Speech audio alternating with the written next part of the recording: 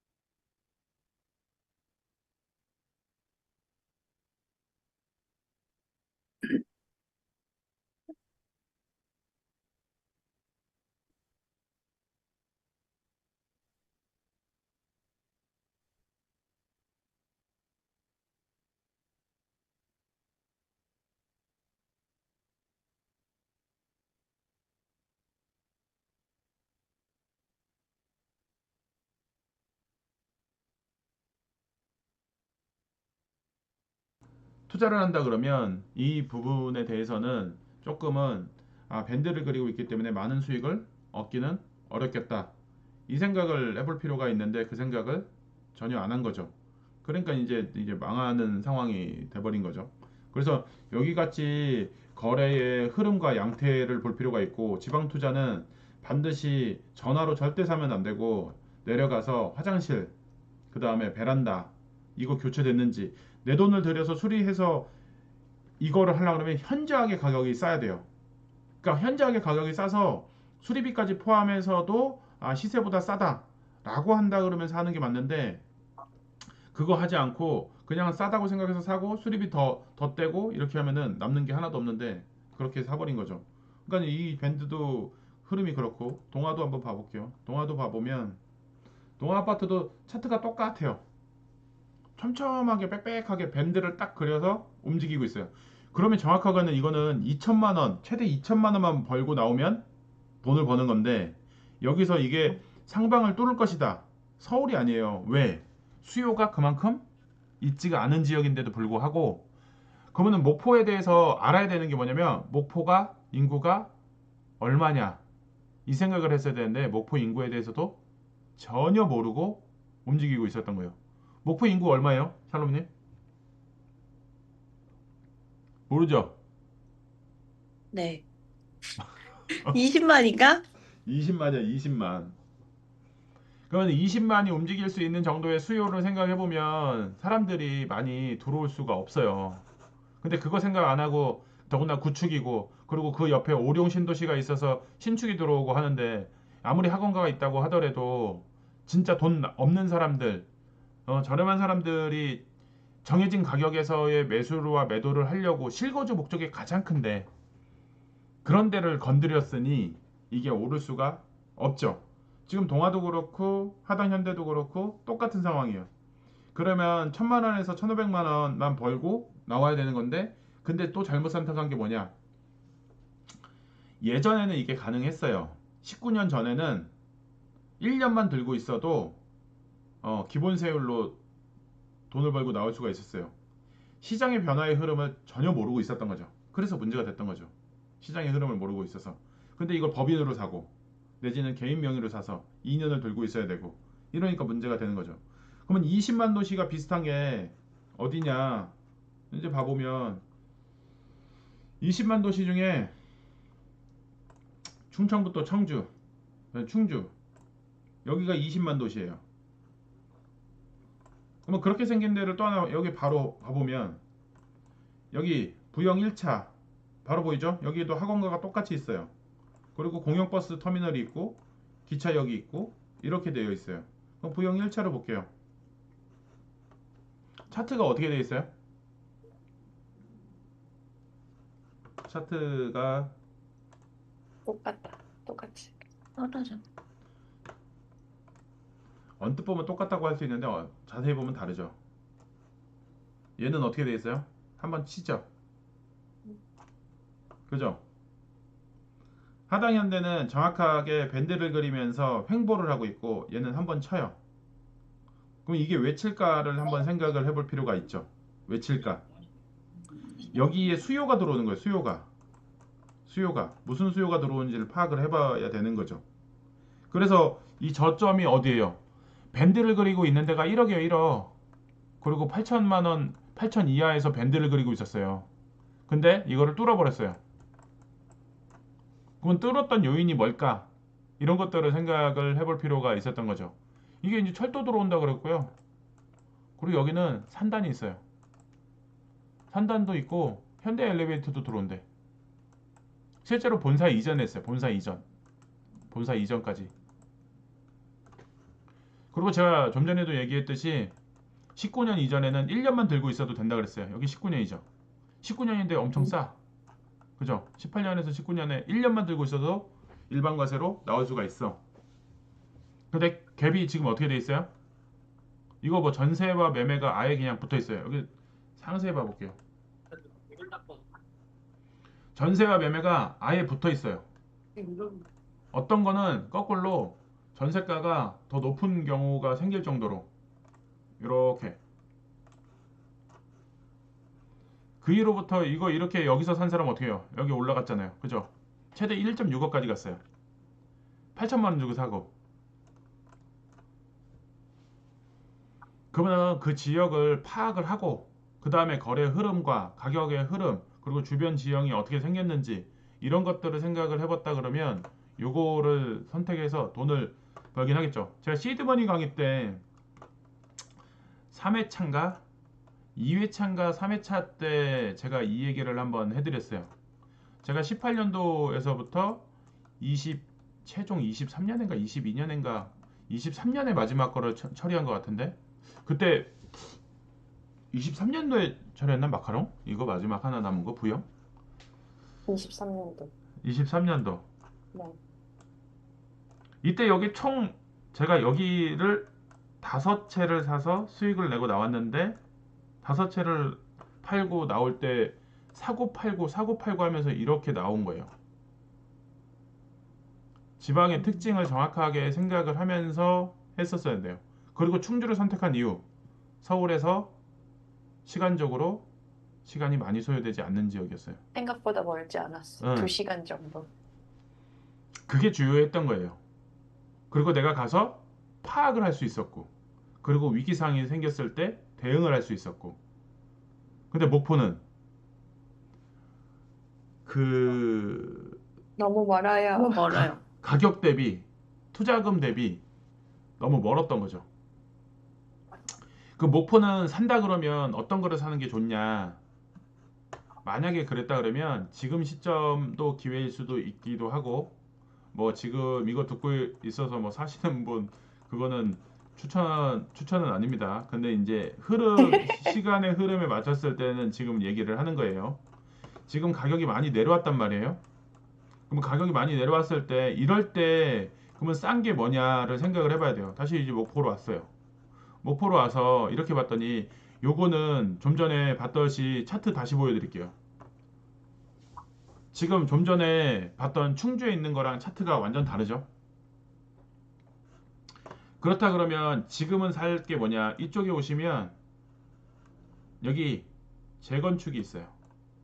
재건축 제가 이거 하나를 보여드리면 단지 여기 뭐야 그게 안 나왔네. 지금 여기 봐보세요. 이게 용해 3단지라고 재건축 단지예요. 재개발, 조합원 분양 신청 이렇게 돼 있어요. 근데 샬롬님이 한참 들어와서 살 때 21년도 목포에 막 이제 사람들이 이제 다 비싸니까는 다 끌고 내려온 거예요. 강사들이. 여기 재개발도 마찬가지로 1.4억까지 피치를 올렸어요. 와. 피치를 올렸는데 지금 여기 보시면은 어떻게 돼 있어요? 최근 거래가 보면 7천만 원, 직거래 뭐 이렇게 있지만 9천만 원 이렇게 돼 있어요. 그러니까 9천만 원이 실제 이제 사람이 등기치고 거래한 거가 9천만 원이니까 그러면 1억 4천에서 9천까지 5천만 원이 떨어졌어요. 5천만 원이. 근데 이게 재건축이에요. 재개발. 여기 보시는 것처럼 재개발. 근데 재건축형 재개발이에요. 여기 아파트 포함해서 주변 지역까지 포함해서 이제 재개발을 하려고 하는 거니까. 근데 지금 이거 봐보시면 전세는 못 맞춰요. 거의 뭐 전세가 없어. 전세가 거의 없어. 금액이 낮아요. 그러면 이제 예를 들어서 이런 거는 그냥 땅을 샀다 생각을 하고 지금 여기 대지평수, 대지지분 볼게요. 대지지분 여기 써 있는 거 봐보세요. 대지지분. 33평. 대지지분 33평이 나와요. 33평. 네, 대지지분 33평이 나와요. 이 아파트가.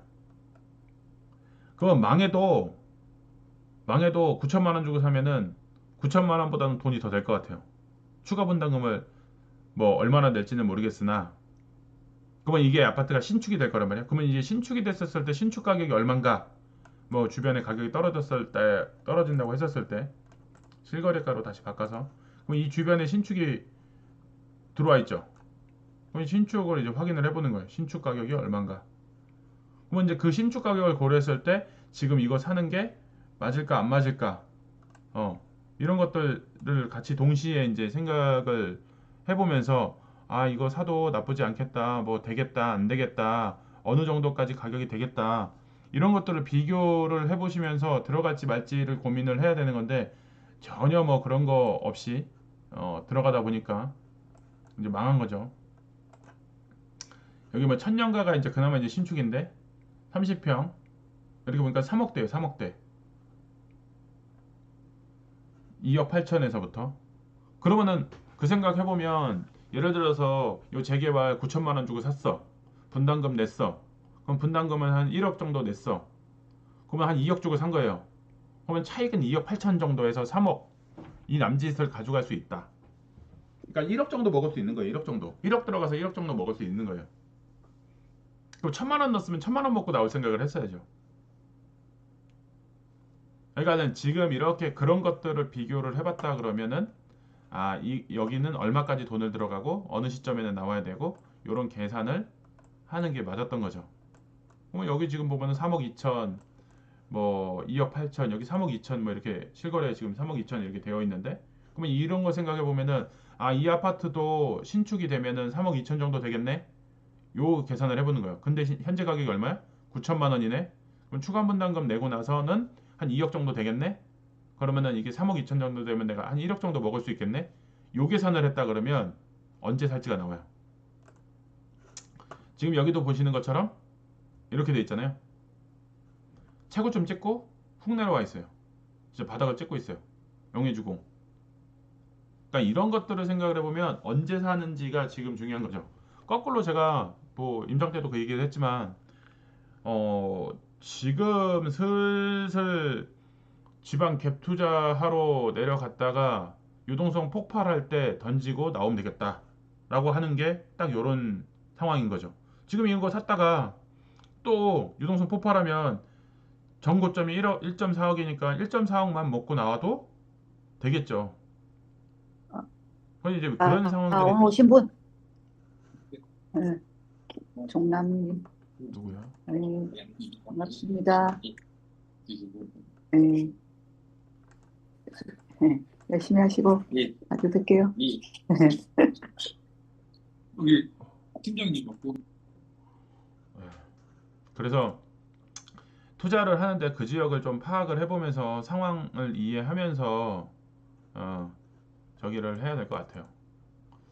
자, 이제 살롬님 슬슬 들어가야 되니까 마무리 한마디 저기를 해주세요. 투자는 해보니까 그리고 이제 지금은 이제 코인이 다시 또 올라가고 했잖아요. 코인을 산 시점을 생각했을 때 잘 샀다고 생각이 드세요? 네. 코인은 그래도 좀 많이 낮았을 때 사가지고 지금 막 떨어지고 그래도 뭐 크게 더 사야겠다라는 생각은 하지만 막 어떡하지라고 막 마음 졸이고 그렇지는 않아서. 저는 근데 제가 이 시기에 그렇게 부동산 투자를 처음 시작한 사람들이 되게 많은 것 같은데 제가 이렇게 많이 실패의 경험을 할 수밖에 없었던 이유는 좀 원래 갖고 있던 기준이 없어서 그랬다고 생각을 하거든요. 똑같이 이 강의를 듣고 똑같이 이걸 들어갔지만, 그래도 난 서울에 살 거야, 라든지, 그래도 나는 어떻게 할 거야, 라든지, 그런 너무 관심이 없었어서, 기준이 너무 없어서, 그냥 아무거나 막 사게 된 게 아닐까.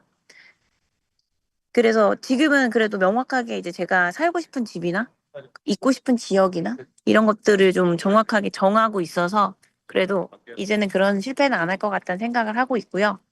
그리고 뭐, 지금은 많이 잃은 게 많지만 그래도 뭐 멘토님이 설명해 주시고 어떻게 해야 된다라고 말씀해 주시는 걸 좀 따라가면서 좀 이제까지 만들었던 손해들을 좀 커버하면서 좀 그래도 이번에 광주까지 좀 팔고 다시 한번 좀 포지티브하게 좀 좋은 방향으로 가보려고 노력해 보려고 합니다.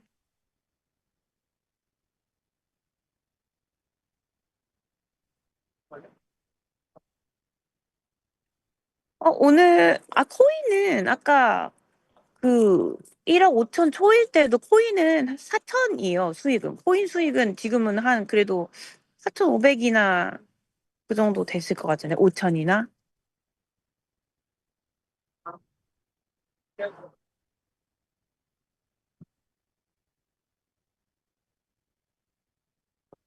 네네. 9,700이에요. 네.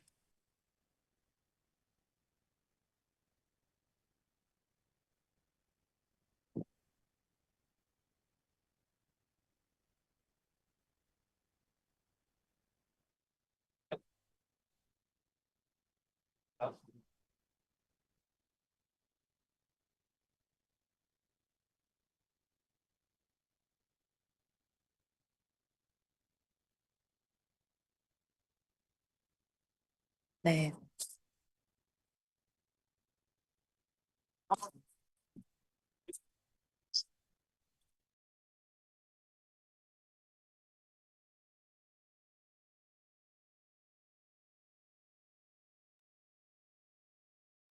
네네, 후다닥 들어가 보겠습니다. 시간 알롱님, 내주셔서 감사해요. 감사합니다. 네, 감사합니다.